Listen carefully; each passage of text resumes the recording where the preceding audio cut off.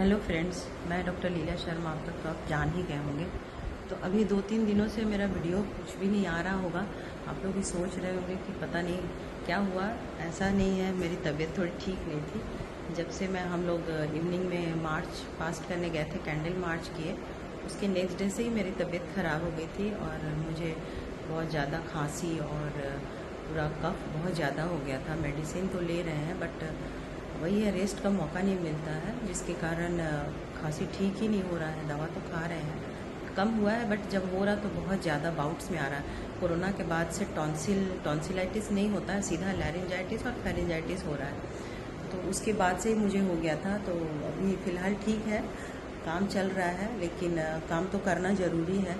अभी हम लोग एक सिजेरियन करने आए हैं। जो मेरी पेशेंट है 39 ईयर्स एज में कंसीव की है और शुगर भी है, बीपी भी है। तो उसको इंडक्शन के लिए एडमिट किए थे। इंडक्शन करने के बाद भी उसको पेन नहीं आया, तो अभी हम लोग प्लान किए उसका सिजेरियन करना, क्योंकि बेबी का सेफ्टी ज़्यादा ज़रूरत है। इस एज में जब कोई भी लेडीज़ माँ बनती है तो उसके लिए टाइम बहुत कम होता है, फिर पता नहीं वो कब प्रेग्नेंट हो पाएगी नहीं हो पाएगी। तो प्रीसियस प्रेगनेंसी होने से हम लोग ट्रायल तो देते हैं, क्योंकि इसलिए इंडक्शन के लिए बुलाएं कि उसका फीवर शुगर और बीपी दोनों था। तो इस कंडीशन में कभी कभी बच्चा जो है अगर लास्ट तक छोड़ते हैं तो गड़बड़ होने का चांसेस रहता है। तो इसीलिए हम लोग अभी प्लान किए उसका सिजेरियन करेंगे। बाद में मैं आपको उसके बच्चे से भी मिलवाऊंगी। तो अभी आप देख रहे हैं जमशेदपुर का इवनिंग में सोच रहे थे थोड़ा मार्केट घूम कर आए। 2-3 दिनों से कहीं जा नहीं पा रहे, घर में बंद, अच्छा नहीं लग रहा। पेशेंट तो देख ही रहे हैं, क्योंकि हमारा काम कभी रुकता नहीं है पेशेंट देखने का। अगर हम ही बीमार हो जाएंगे तो पेशेंट का इलाज कौन करेगा, ये सोचकर हम लोग क्लिनिक जाते हैं, देखते रहते हैं पेशेंट को। बट वही है कि तबीयत थोड़ा ख़राब होने से खुद का ही एनर्जी लो होने लगता है, इसीलिए वीडियो भी नहीं बना रहे थे।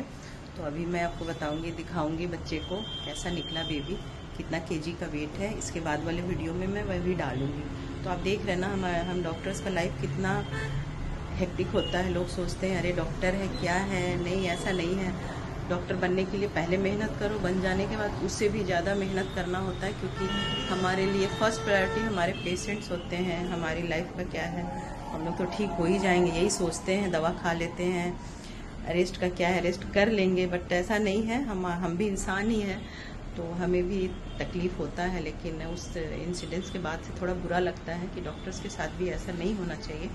अगर आप एक डॉक्टर खोते हैं तो समझिए कि उस एरिया में एक इम्पॉर्टेंट जो आपका लाइफ सपोर्ट है उसको आप खो देते हैं। तो डॉक्टर का इम्पोर्टेंस लोग समझ नहीं रहे हैं।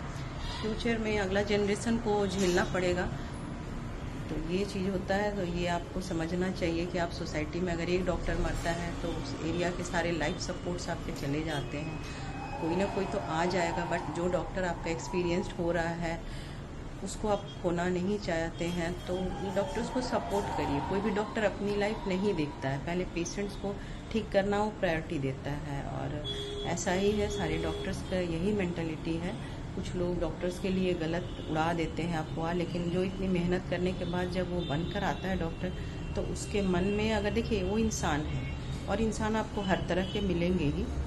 तो ऐसा हम नहीं कहेंगे कि डॉक्टर्स 100% ईमानदार होते हैं, या ऐसा होता है, ये तो पर्सन टू पर्सन वेरी करता है। बट ये है कि मैक्सिमम डॉक्टर्स का यही इंटेंशन होता है, चाहे वो जैसे भी हो, कि अपने पेशेंट को एटलीस्ट ठीक कर दें। क्योंकि ये उनके ऊपर आता है ना कि अरे ये डॉक्टर को दिखाया ठीक नहीं हुआ। तो कोई भी डॉक्टर जहाँ तक उसे लगता है वो कोशिश ज़रूर करते हैं कि नहीं, मेरा मरीज़ ठीक होना चाहिए। तो ये किसी को ये लगता है कि ठीक नहीं हो पा रहा है तो डॉक्टर की गलती नहीं होती है, आप उसको ब्लेम करते हैं, तो ऐसा नहीं होना चाहिए। सबका देखिए अपना अपना रिस्क लेने का कैपेसिटी होता है, ट्रीटमेंट का अपना तरीका होता है, पढ़ाई तो सारे करते हैं। तो वही चीज़ होता है कि डॉक्टर्स टू डॉक्टर्स वेरी करता है। इसलिए आप डॉक्टर्स को अगर सेफली रखना चाहते हैं तो आपको चाहिए कि आप अपने सोसाइटी के जो भी डॉक्टर हैं उन्हें इज्जत के साथ रखें, और उनकी लाइफ की सिक्योरिटी आपको भी करनी चाहिए। कोई भी है तो वही बात है, ऐसा नहीं कह रहे हैं कि डॉक्टर भगवान होते हैं, डॉक्टर भी इंसान होते हैं, उन्हें भी तकलीफ होती है। तो ये चीज़ आपका इम्पॉर्टेंट है। अभी मैं जा रही हूँ सिजेरियन करने, हमारे एनेस्थेटिस्ट आ गए हैं। बाद में मैं आपको पेशेंट्स और बच्चा दोनों से मिलवाऊंगी। तब तक के लिए थैंक यू।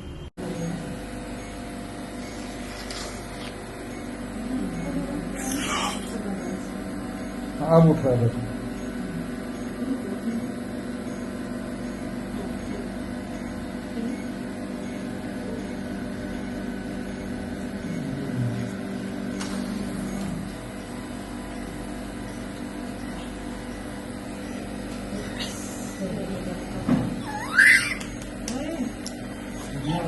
7 12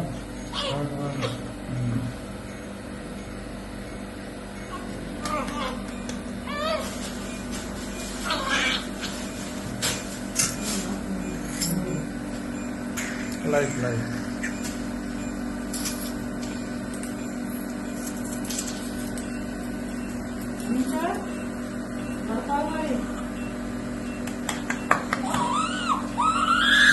हेलो फ्रेंड्स, अभी आपको जिस पेशेंट के बारे में बता रहे थे, देखिए उसका बेबी हो गया और मेल बेबी हुआ है।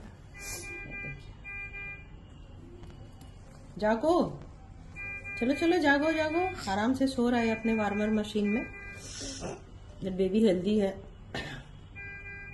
3 kg का बेबी है। अब देख रहे हैं लड़का है।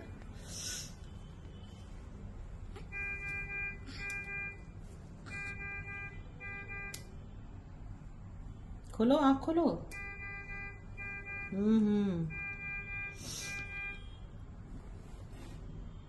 चलो चलो आँख खोलो बेटा, आँख खोलो, आँख खोलो, आँख खोलो। देख रहे हैं आप कितने आराम से सो रहा है। तो अभी